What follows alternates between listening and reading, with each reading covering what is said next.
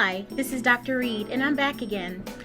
I wanted to really talk to you about panic and what panic does, what it looks like, and how you may be panicking more often than you might think. When we're in a panic mode, there's a few things that are happening that I want to bring to your attention. Number one, we panic because we're not prepared.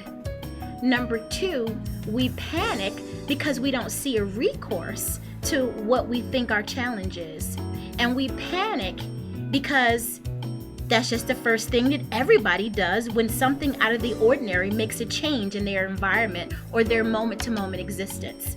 So when you're panicking, your fight or flight senses kick in, your adrenal gland kicks in, pumps out salt in the body, and you're ready to roll. But at that moment of panicking, you're also not making very good decisions. When it comes to being healthy, one of the cornerstones of good health is to be able to make informed decisions based on best practices that are good for you, and also to make choices that are going to support your overall idea of what health is for you. So a lot of times when we panic, we look outside ourselves for relief.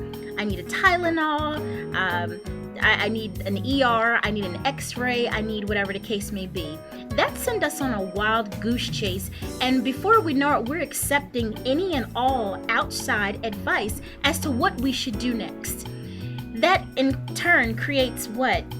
More panic, because now you have 15 different choices from 8 different well-meaning friends, family, and acquaintances sometimes, because we all said, hey, try this, it might work for you.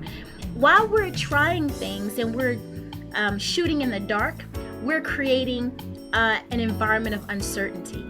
And the more uncertain we are, the more panic or the more panicked we get.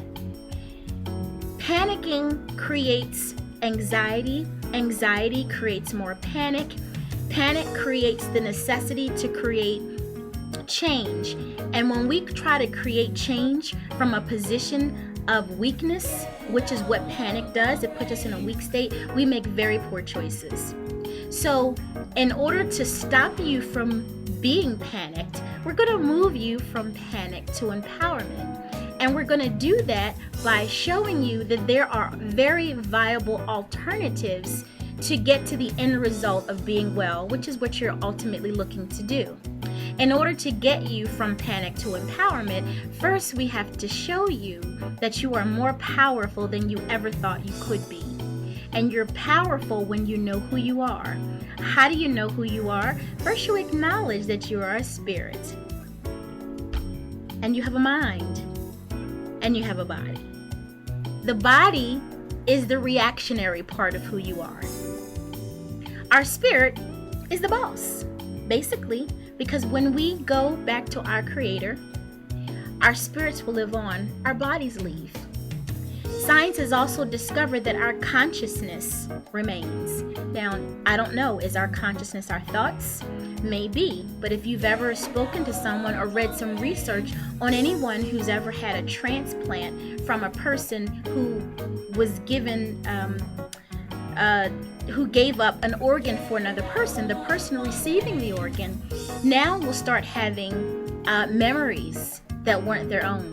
They start liking things that they didn't like before. They start having a taste for things that they never thought that they could possibly eat, or a desire to do things that they never thought they could do. That is the consciousness. So maybe we can say that our spirit and our mind are so powerful that it moves the body. In order to get us from that panic frame of mode, we need to acknowledge that there are 3 of us, and all 3 parts of us need attention.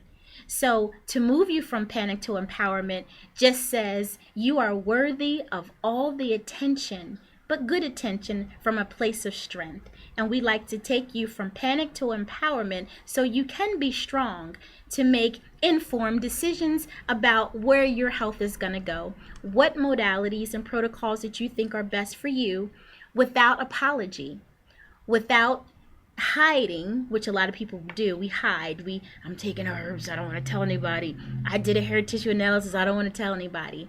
Let's be empowered about the choices that we're making for our health.